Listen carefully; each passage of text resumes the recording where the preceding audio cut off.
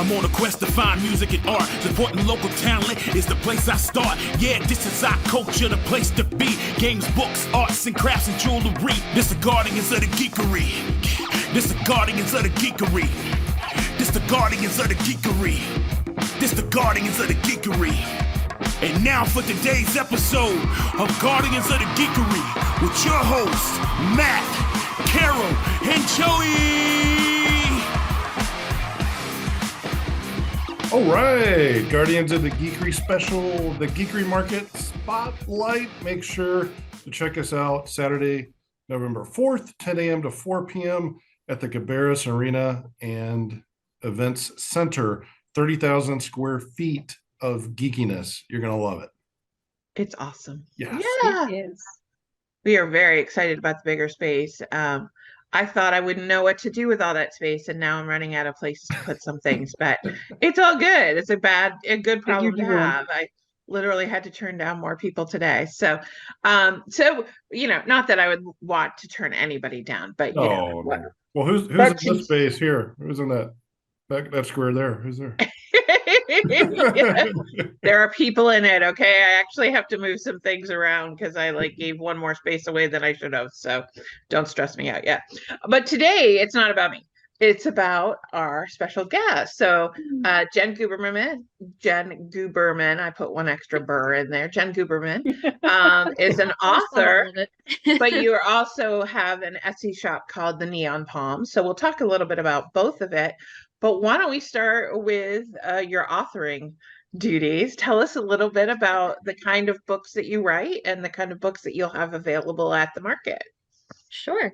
So I actually have a book that's coming out this fall. The date's not set just yet, but it will be out by the Geekery Market. Because I don't have the book yet, I do have a tiny little printout of the cover because I'm very excited. Don't read what's inside. Yeah.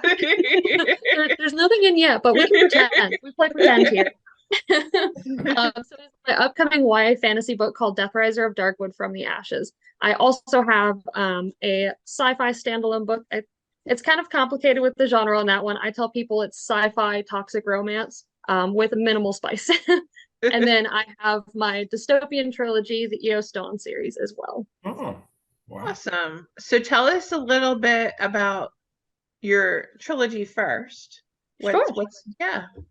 So the first book in the trilogy is EOS, which has been fun, and honestly, the biggest regret with it is naming it EOS because the number of people that say EOS, but it's EOS.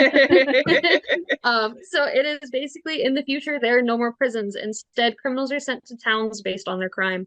So you follow the story of a young thief and you learn just how corrupt the whole system is and that the bad guys aren't always the bad guys. Is that YA? Is that considered it's YA? more NA, but mostly just for the sake of violence. My mom reads my books, so I prefer to not put anything in my books that would embarrass me. But yeah, so it's mostly, I would say, the older end of YA. I know it's a little tricky with YA because it can include, I think, as young as 11 or 12. I wouldn't say quite that young.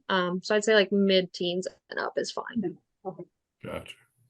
That's kind of like this podcast. Mid-teens and up is a better audience, just in case we slip, just in case. So perfect. I also have a limited print special edition that includes all 3 books of the trilogy. I just have a few of them on hand. Wow. They are numbered on the inside as well to say what number print they are. And I will have those available as well. It's the first time that I'll be selling these. Oh, awesome. It's a brick. This is a very, very large book. It's a book and a weapon. This is a weapon, or you can get enough of them, start building a house with them. Well, that would be a good way to get on the bestsellers list. Just build a house out of it. It'll be great. There we go. Although there's always a part of my heart that hurts when you see somebody who's used books to make decorations. There's a bookstore that's made an arch or made one of those things, and they're like, no, these were ones that were going to be thrown away for whatever reason. And yeah. Okay. And so then you said Thieves of Joy is a standalone. Okay. It is. And tell us a little bit about that. So this one was honestly one of the most fun books to write. It's about a guy with a boring life who, to spice things up, he tries a drug that lets you customize your hallucinations. Oh. Oh. And the That weird thing sounds that a interesting. lot of people say after I tell them about that, they're like, "Oh, I wish that drug was real." And I was like, I know that you would and me actually both. come in handy sometimes. Not based on a real story. I got you. Okay. All right. But you learn that it doesn't necessarily always go the right way. Kind of a hot mess express from the moment he tries things. So Oh, wow. And then you said the new one. Tell us about the new one again. yes. The new one, Death Riser of Darkwood from the Ashes, that is my first YA one. It's most likely going to be a duology unless the characters speak more to me than I think they're going to. But it's about I don't have my spiel down as well with this one yet. It's still so new. Basically, a young Death Riser in training decides she's gonna save the kingdom's greatest wizard, and she botches a resurrection spell, and there's no body, so his consciousness hops into her head, and they have to save the kingdom together. Oh, so romance. Yeah, that's good. No, romance. It's like the voices in your head are real. So Yes, it is actually a sassy old wizard. You have stubborn teenage girl and sassy old wizard, and they don't always agree. Cool. They seldom agree, really. Oh wow. So it's kind of like a YA Venom. So except for he probably doesn't personify himself and come out and do Yeah, bad no, things to people. no. And so tell me a little bit about how you got started with writing and what was your inspiration. Yeah.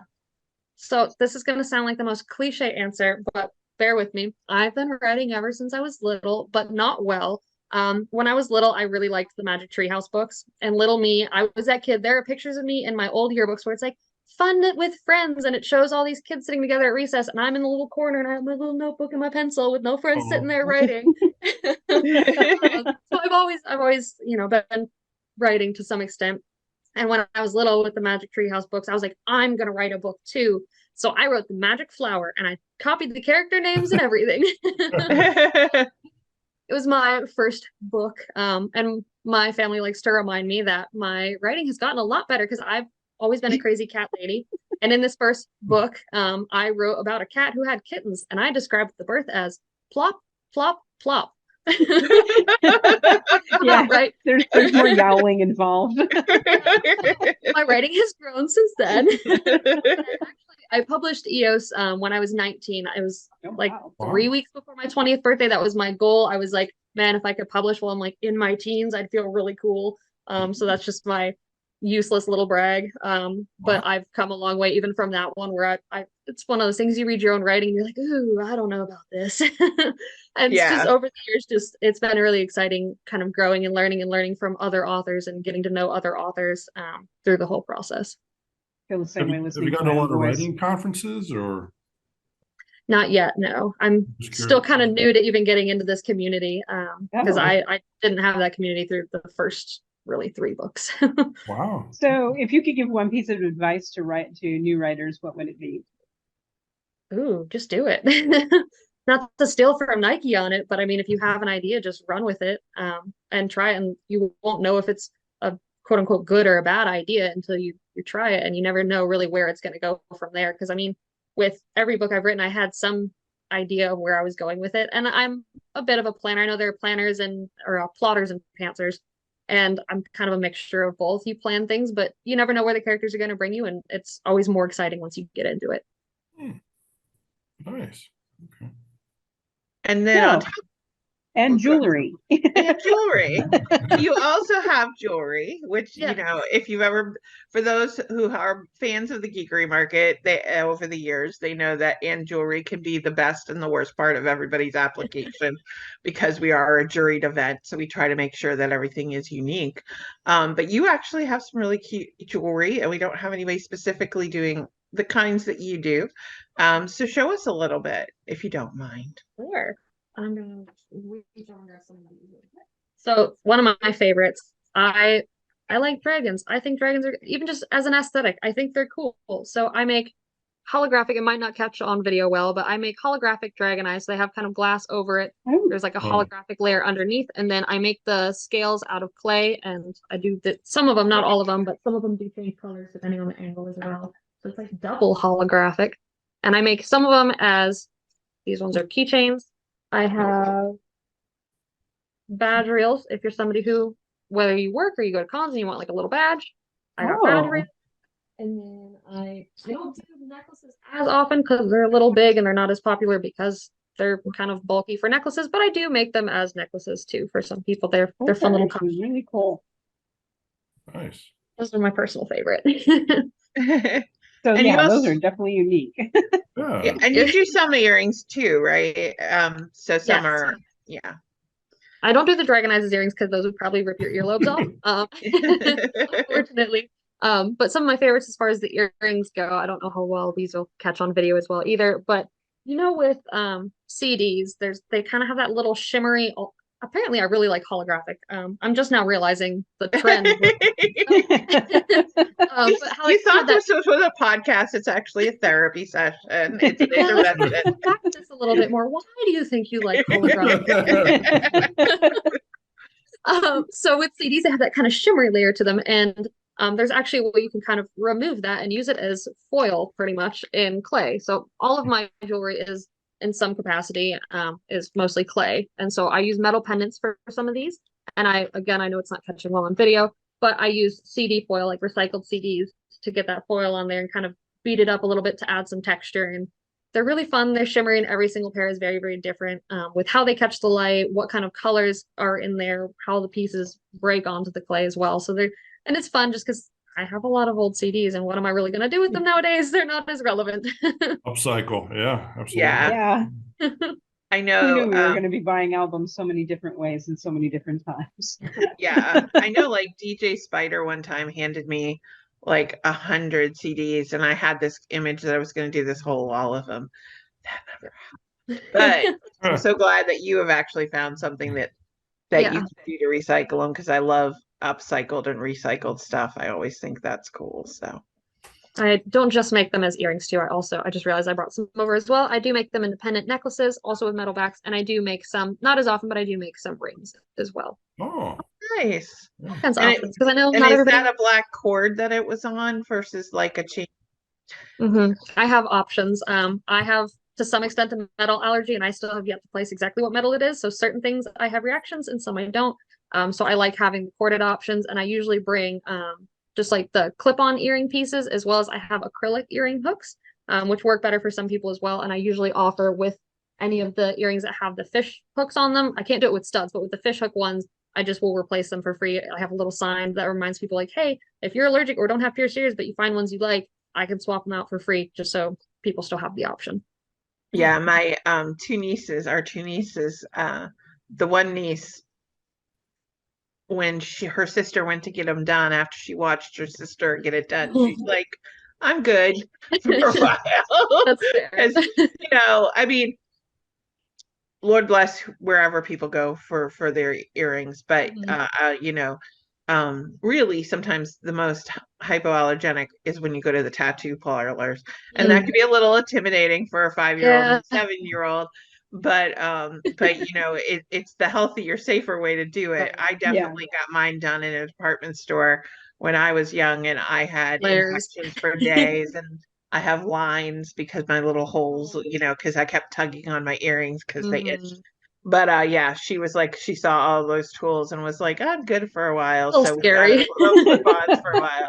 But I'm all about the dangle. I can't wear the post because my ears are too close. They it just pokes me all day long, and I can't stand it. So, but yeah. So, and so if people want to see your jewelry, where would they go? So before and after the event, I am on Etsy under the Neon Palm, all one word, no dashes or any of that kind of thing. I do have all of my stuff, books and jewelry to some capacity, is all on my website as well, which is uberguberman.com. Guberman is spelled Guberman. That's awesome. Okay, well, thank you so much for taking some time to be on the podcast today.